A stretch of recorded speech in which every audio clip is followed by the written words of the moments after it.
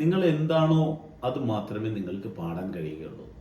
നിങ്ങൾ എന്താണോ അത് മാത്രമേ നിങ്ങൾക്ക് വരയ്ക്കാനും കഴിയുകയുള്ളൂ.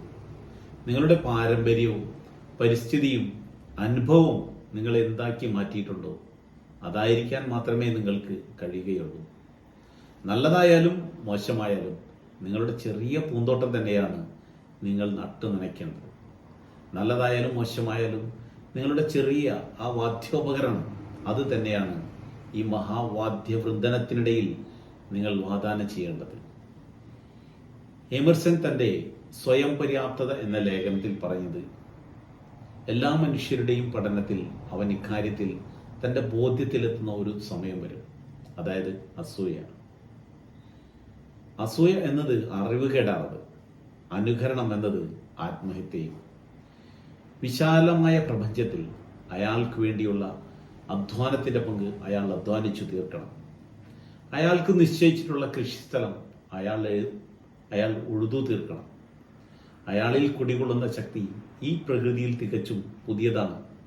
അയാൾക്ക് എന്ത് ചെയ്യാൻ കഴിയുമെന്ന് അയാളെക്കാൾ കൂടുതലായി അറിയുന്നത് ആരും തന്നെ ഈ ലോകത്തില്ല. അതുപോലെ അയാൾ അറിയുന്നത് അയാൾ പരീക്ഷിക്കപ്പെടുമ്പോഴാണ്. അത് ആ രീതിയിലാണ് എമർസൺ പറഞ്ഞത്. എന്നാൽ ഗ്ലൗഡ്സ് മല്ലോക്ക് എന്ന കവി പാടിയത് ഈ രീതിയിലാണ്: മലമുകളിലെ പൈൻമരമാകാൻ നിങ്ങൾക്കു കഴിയുന്നില്ലെങ്കിൽ താഴ്വാരയിലെ കുറ്റിച്ചെടിയായി തീരൂ നിങ്ങൾ. എന്നാൽ അത് ചെറുകാട്ടരുവിയുടെ തീരത്തെ ഏറ്റവും നല്ല കുറ്റിച്ചെടിയായി തന്നെ ആയിത്തീരുക. കുറ്റിച്ചെടിയാവുക, ഒരു മരമാകാൻ കഴിയുന്നില്ലെങ്കിൽ ഒരു പുൽക്കൊടിയാവുക.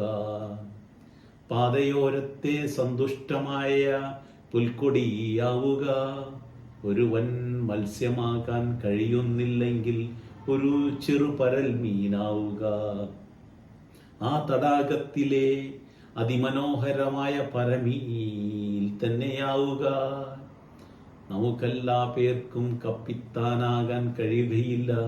നമുക്ക് ആ യാനത്തിലെ ജീവനക്കാരനാകാം.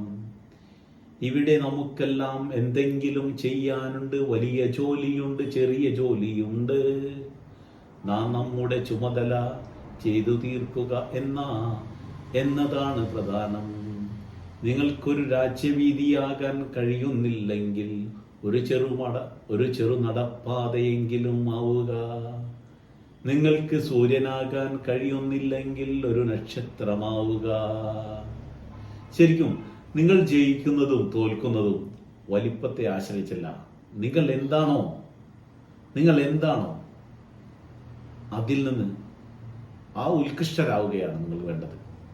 നിങ്ങൾ എന്താണോ അതിൽ നിങ്ങൾ ഉത്കൃഷ്ടരാവുക.